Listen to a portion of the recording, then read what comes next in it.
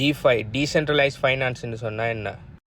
Okay, டிஃபைன்னு சொன்னால் financing சர்வீஸ்களான landing, borrowing, trading, banking ரிலேட்டடான, அதாவது ஃபைனான்ஸ் சம்மந்தமான விஷயங்களை இப்போ நார்மல் சென்ட்ரலைஸ் ஃபைனான்ஸில் பார்த்தீங்கன்னு சொன்னால் பேங்க்கில் நடக்கும், எல்லாம் சென்ட்ரலைஸ் அத்தாரிட்டி நடக்கும், எல்லாமே அவங்களோட கண்ட்ரோலில் இருக்கும். அவங்க நினைச்ச மேனிப்புலேட் பண்ணலாம், என்ன வேணால் செய்யலாம், அவங்க கூடுதல் ஆரப்படிக்கலாம்.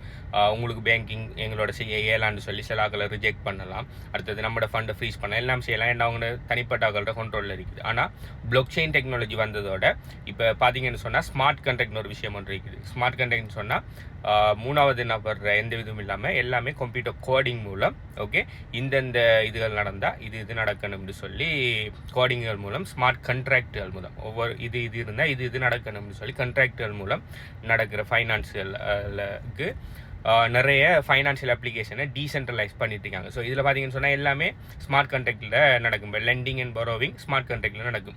இந்த மாதிரி ரிக்வயர்மெண்ட்ஸ் இருந்தால் இவருக்கு லெண்ட் பண்ணுங்கள், இந்த மாதிரி இதுக்கு இருந்தால் லெண்ட் பண்ணலாம், இந்த மாதிரி ரிக்வயர்மெண்ட்ஸ் இருந்தால் இவர் நம்மள்ட்ட இருந்து பரோ பண்ணலாம், அது இதுன்னு சொல்லி ஸ்மார்ட் கான்ட்ராக்டில் வச்சுருப்பாங்க. அப்போ ஸ்மார்ட் கான்ட்ராக்ட் யார் கண்ட்ரோல்லையும் இருக்காது. அப்போ அது ஸ்மார்ட் கான்ட்ராக்டை யார் வேணுன்னாலும் அவங்களோட வெப்3 வாலெட்டை பாவிச்சு இது செஞ்சுக்கலாம். இதுக்கு நல்ல பிளாட்ஃபார்ம் தான் ஆவே இது கொம்புன்னு சொல்லி எல்லாம் நிறைய பிளாட்ஃபார்ம் இருக்குது. ஓகே, கம்பவுண்டுன்னு சொல்லி, ஓகே, கம்பவுண்டோட பேர் கம்பவுண்ட் ஆவே. ஓகே, அதே மாதிரி ட்ரேடிங் பண்ணுறதுக்கு சென்ட்ரலைஸ் எக்ஸ்சேஞ்சில் போகாமல் டீசென்ட்ரலைஸ் எக்ஸ்சேஞ்சில் இருக்கும். அதில் பார்த்தீங்கன்னு சொன்னால் ஈல் ஃபார்மிங் பண்ணலாம். ஈல் ஃபார்மிங் ஆப்பர்ச்சுனிட்டி அதில் இருந்தால் வந்து ஈல் ஃபார்மிங் பண்ணுறது மூலம் நீங்கள் உங்களோட கோயினை ப்ரொவைட் பண்ணலாம். அந்த கோயினை தேவையான ஆட்கள் வந்து ட்ரேட் பண்ணி எடுத்துகிட்டு போவாங்க. ஓகே, அவங்க ட்ரேடிங் ஃபீஸ் ஒன்று பே பண்ணுவாங்க. அந்த ட்ரேடிங் ஃபீஸ் உங்களுக்கு கிடைக்கும்.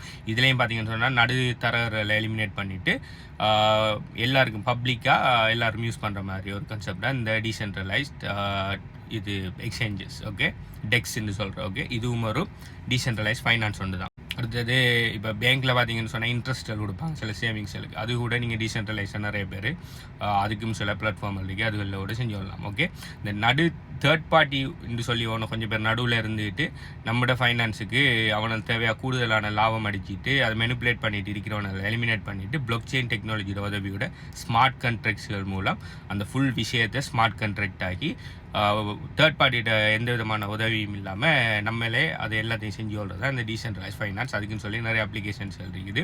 இன்னும் ஒரு 5-10 வருஷத்தில் சென்ட்ரலைஸ் அப்ளிகேஷனை டீசென்ட்ரலைஸ் அப்ளிகேஷன்ஸ் எல்லாம் ஓவர்டேக் பண்ணிடும்.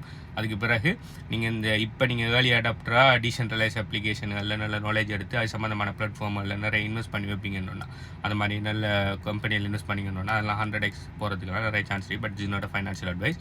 Two your own research. Okay, இதை பற்றி மற்றாக்கள் நீங்கள் என்ன நினைக்கிங்க? உங்களுக்கு தெரிஞ்ச டீசென்ட்ரலைஸ் ஃபைனான்ஸ் அப்ளிகேஷன் எல்லாம் என்ன இருக்குன்னு சொல்லி கீழே கமெண்ட் பண்ணுங்கள். பை.